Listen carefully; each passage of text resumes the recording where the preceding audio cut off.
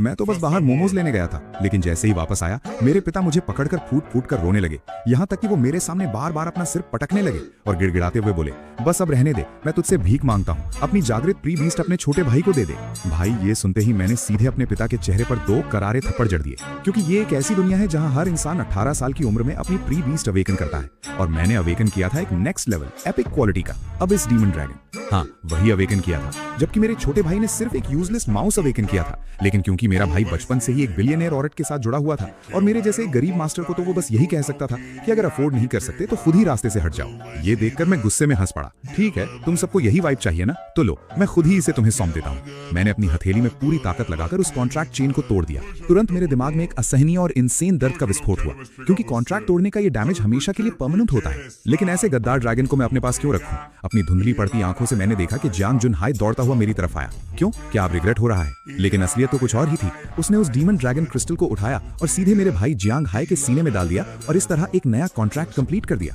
मेरा भाई अब पागलों की तरह जोर जोर से हंसने लगा था।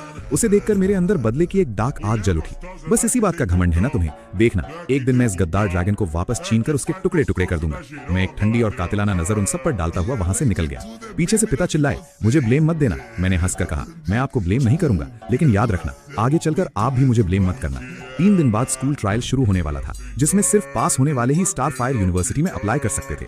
इसलिए मुझे उस ट्रायल से पहले हर हाल में एक नई प्री बीस्ट चाहिए थी। मैं सीधे एक ज्वेलरी शॉप गया और अपनी दादी का दिया हुआ पेंडेंट सिर्फ 2000 में बेच दिया। फिर मैं नानयांग शहर के सबसे बड़े बीस्ट मार्केट वनशू हॉल पहुंचा। मैं सीधे उसकी 8वीं मंजिल पर गया, जहां रेयर बीस्ट्स रखे हुए थे, लेकिन वहां हर तरफ लोहे के पिंजरे बिखरे पड़े थे और कीमतें आसमान छू रही थी। मैं एक एक करके सबको स्कैन करता गया, पर कुछ खास हाथ नहीं मिला। तभी एक कोने में एक पिंजरे के किनारे मुझे एक छोटा सा टर्टल दिखा। वो इतनी बुरी हालत में था कि मुश्किल से अपना सिर उठा पा रहा था।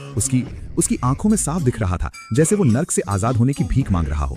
उसका नाम रिच वाटर था। जैसे ही मैंने उसके शेल को छुआ, उसी पल मुझे अपने भाई की वो घटिया हंसी और पिता की वो ठंडी बेरुखी नजर याद आ गई। लेकिन जैसे ही उस टर्टल ने मेरी इन फीलिंग्स को महसूस किया, उसके शेल से एक हल्की सी गर्माहट निकली। अचानक मुझे पानी के अंदर उसी डीमन ड्रैगन की परछाई दिखाई दी, पर इस टर्टल ने पलक झपकते ही अपने पंजे से उस परछाई को पूरी तरह मिटा दिया। मैंने मुस्कुराकर खुद से कहा, अब यही मेरी उम्मीद है। पास ही एक जख्मी कोल्ड वाटर स्नेक भी थी, जो फ्यूजन के लिए बहुत जरूरी थी। मैंने उन दोनों को खरीद लिया। हर एक की कीमत 5-5 हजार थी, यानी मैंने पूरे 10,000 खर्च कर दिए। और बाकी पैसों से मैंने फ्यूजन मटेरियल्स खरीद लिए। वहां खड़े लोग मेरा मजाक उड़ा रहे थे कि ये तो पागल हो गया है, डैमेज बीस्ट खरीद रहा है। लेकिन मैंने उन दोनों छोटे जीवों की तरफ देखा और बड़े प्यार से कहा, तुम दोनों ही सबसे बेस्ट हो। मेरी ये बात सुनते ही वो दोनों नन्हे क्रीचर्स बेहद इमोशनल होकर कांपने लगे।